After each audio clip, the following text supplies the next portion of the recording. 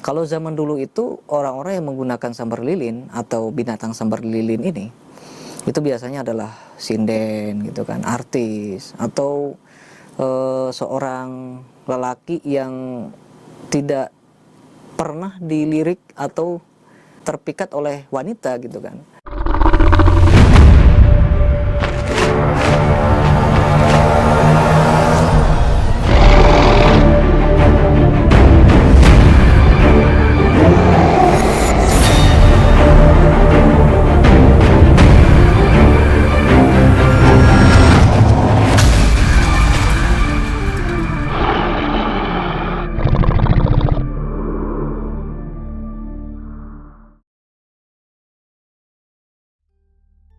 Assalamualaikum warahmatullahi wabarakatuh. Ketemu lagi dengan saya Ki Bagus Purwas. Salam spiritual. Apa kabar sedulur semua? Semoga semuanya selalu dalam keadaan sehat walafiat, selalu diberikan rezeki yang banyak oleh Allah Subhanahu wa taala. Amin ya Allah ya rabbal alamin. Nah, baiklah sedulur, sudah lama kita tidak berjumpa ya. Sudah sekian lama saya tidak membuat video. Jadi pada video kali ini saya akan membahas tentang suatu media atau sebuah sarana yang sangat terkenal ya sejak zaman dulu, bahkan sampai sekarang masih banyak yang menggunakan dan memburu media tersebut. Jadi kita ini sedang berbicara tentang persoalan tentang asmara gitu ya. Berbicara tentang persoalan percintaan gitu kan. Jadi tentu saja tema yang akan kita angkat kali ini ya soal itu, dan menyangkut media yang soal itu juga gitu kan. Nah ini dia media yang akan saya bahas pada video kali ini. Ini adalah minyak sambar lilin ya namanya. Jadi sedulur, minyak sambar lilin itu mendengar namanya aja mungkin udah sangat wah, saya tahu itu yang udah pernah saya gunakan waktu dulu gitu kan, waktu masih muda, waktu masih jadi playboy gitu kan. Kalau sekarang ya mungkin fuckboy gitu ya.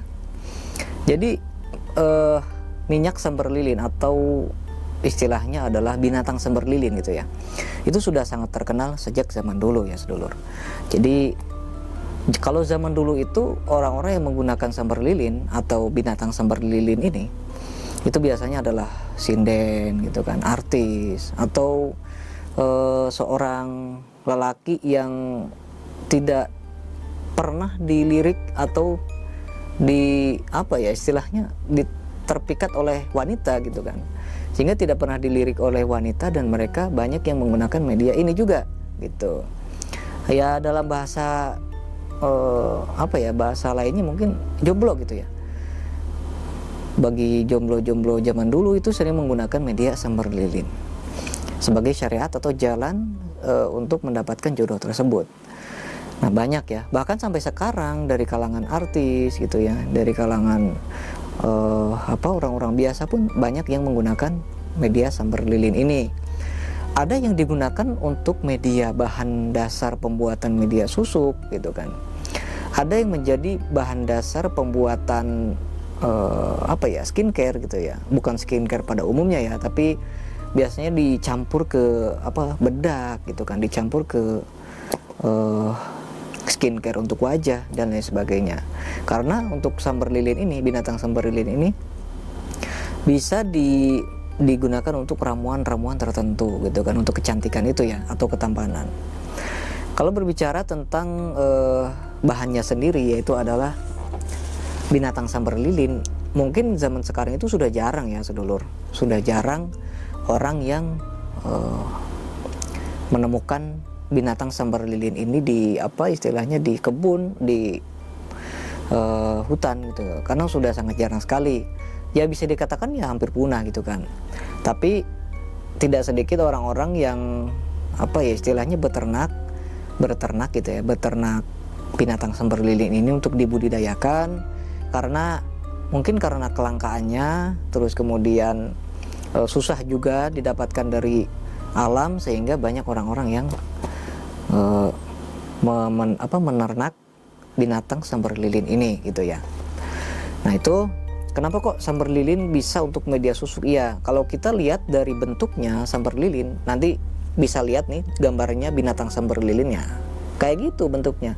Jadi kita bisa lihat bentuknya yang hijau ke kuning-kuningan, ada juga campuran warna oranye, terus kemudian ada kayak kuning emas gitu ya, hijaunya hijau muda, biru juga ada, sehingga membuat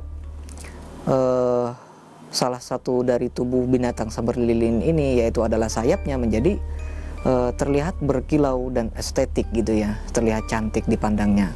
Dan itu menjadi poin penting bagi para pelaku spiritual, sehingga media tersebut itu bisa diibaratkan bisa membuat wajah kita atau wajah penggunanya itu terlihat berkilau gitu ya, terlihat mempunyai cahaya gitu kan, seperti berseri-seri dan lain sebagainya. Itulah yang menjadikan susuk sambar lilin atau media sambar lilin ini digunakan untuk sarana atau syariat mendatangkan jodoh itu tadi ya sedulur gitu.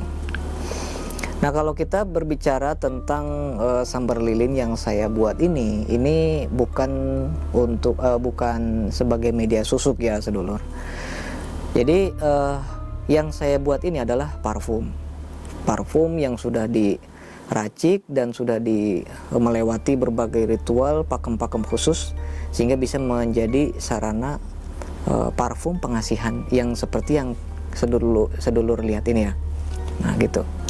Jadi mungkin ada juga yang dimasukkan ke dalam kapsul, ke dalam ramuan-ramuan untuk dikonsumsi atau digunakan, tapi saya lebih suka atau lebih memilih digunakan sebagai parfum seperti ini, karena di samping apabila nanti parfumnya ini sudah habis, nanti kita bisa tambah lagi, bisa isi ulang lagi, sehingga sampai kapanpun ini masih tetap bisa digunakan gitu kan.